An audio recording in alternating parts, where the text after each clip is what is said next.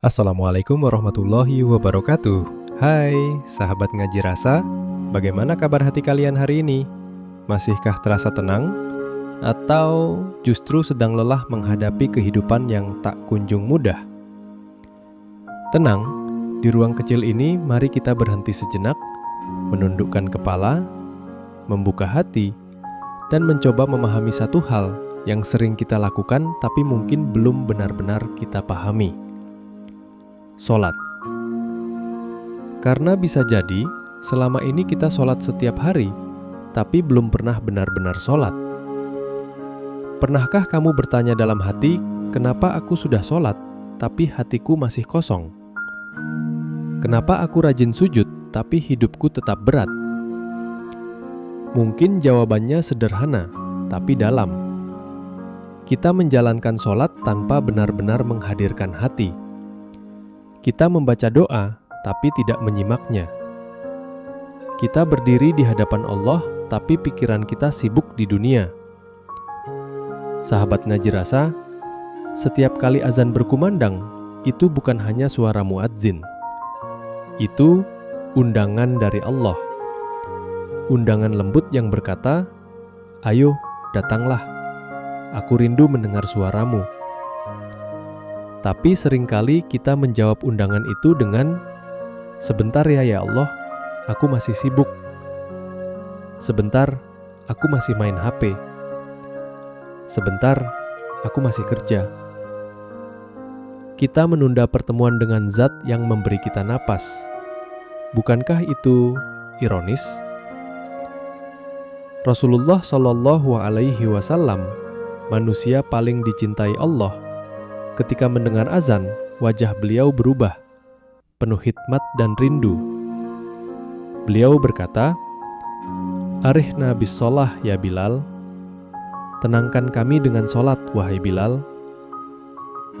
Bagi Rasulullah, sholat adalah tempat istirahat, tempat pulang. Sementara bagi kita, sholat justru sering terasa berat, tergesa, dan hambar. Mungkin karena kita hanya menggerakkan tubuh, tapi tidak menghadirkan hati. Setiap gerakan dalam sholat punya makna yang dalam.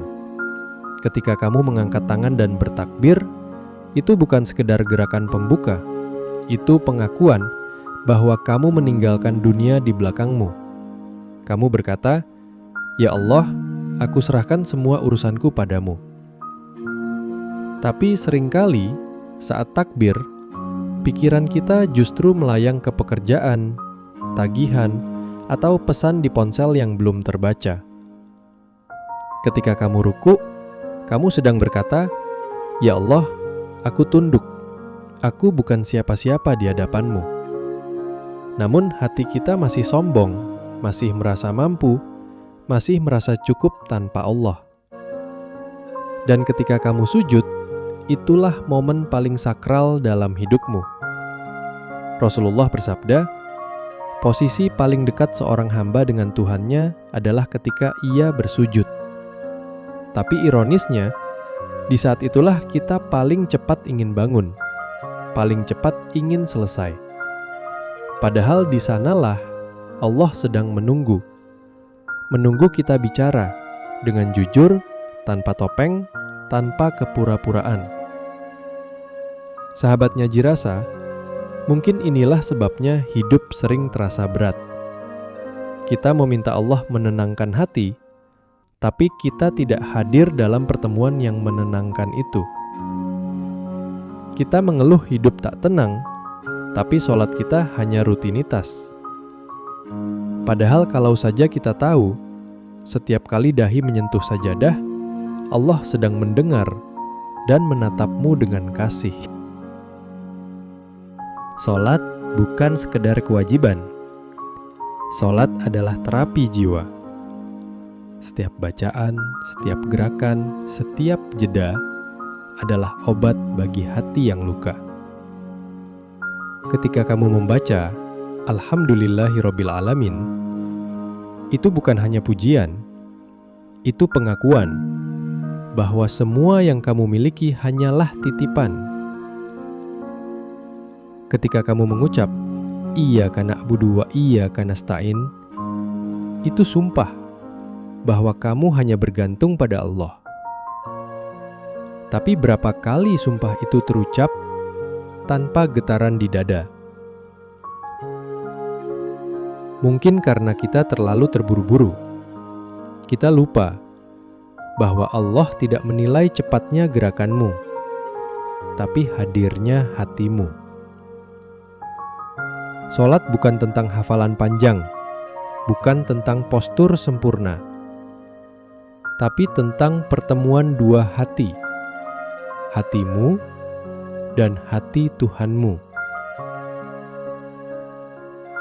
Sebelum kamu berdiri di atas sajadah, katakan dalam hati, "Ya Allah, kali ini aku ingin benar-benar hadir. Aku ingin Engkau yang paling kuingat." Sahabat Ngaji Rasa, mulai hari ini, ubahlah caramu memandang salat. Salat bukan beban, salat adalah hadiah.